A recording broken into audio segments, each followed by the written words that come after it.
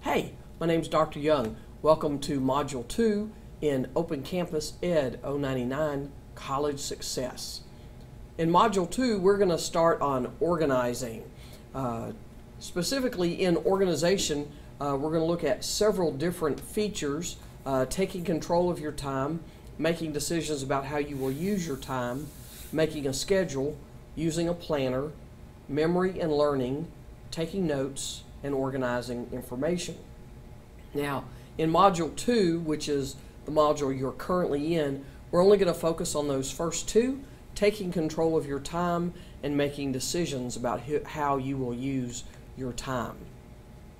The first thing you need to do with your time is recognize that you are in control of your time. The belief that you're in control of your time is called an internal locus of control.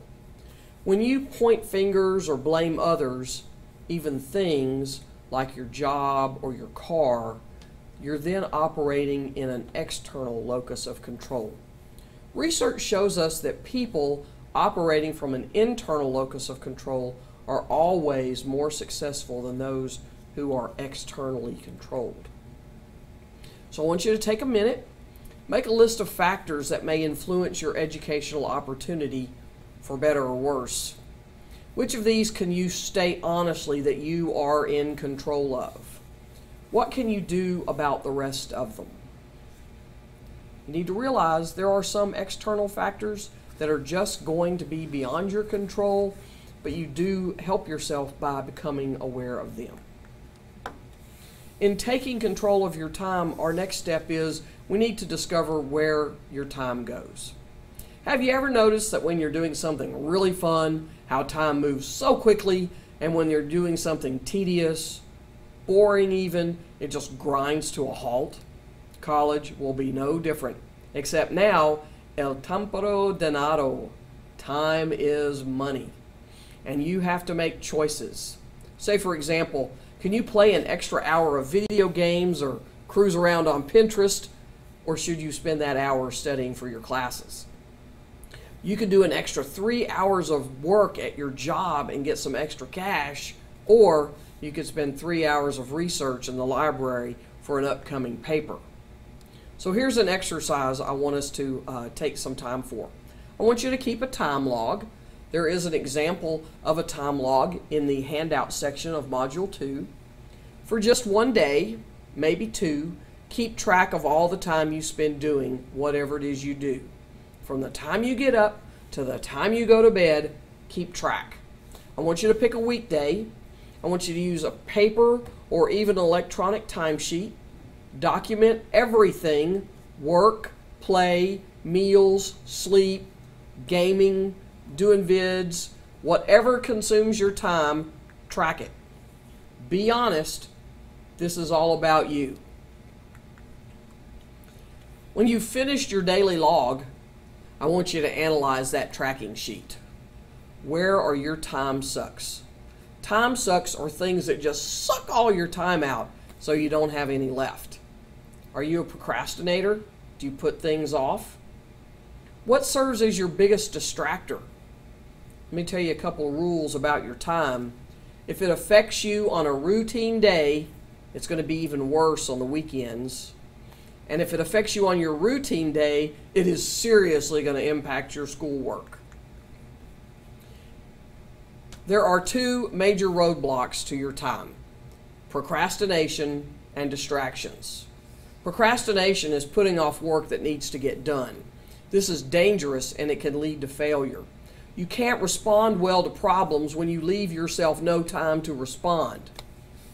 One of the things you can do is make yourself a project list of what needs to be done in each class and break each project list into a common to-do list, much like we did with our goal assessment if you looked in Module 1. Reward yourself when you complete a project or a major part of a project. Oftentimes we skip this step. It really is important to reward ourselves. If you complete a major portion of a research paper, take some time off.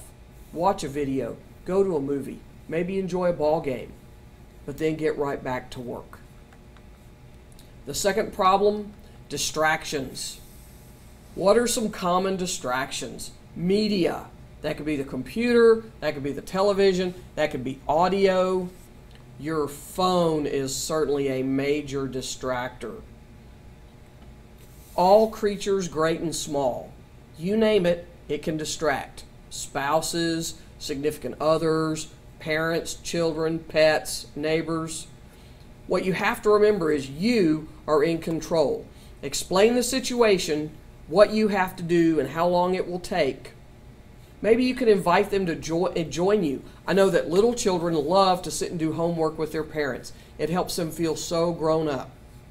If it may become necessary for you to hide or lock up the devices that distract.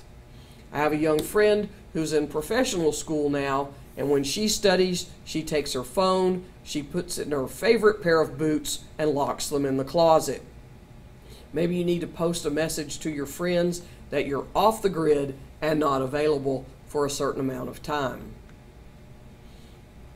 Once you've done a time log and you've looked whether or not you're procrastinating or being overly distracted, let's set some priorities. One of the hardest things about going to college is balancing your life and your school demands. Make yourself a schedule. It can be written or electronic. The fortunate side of using an electronic device is you can set alarms and alert reminders that help you keep on track. I really like that feature about electronic devices. Put in fixed commitments. What are some examples of fixed commitments? Well, one, you need sleep. So be sure and allot enough time for sleep. You've got a school schedule, so you need to put that as a fixed object also. Some of you, maybe most of you, are employed. You need to put work down because that's a fixed commitment. From there, you need to plan your study time.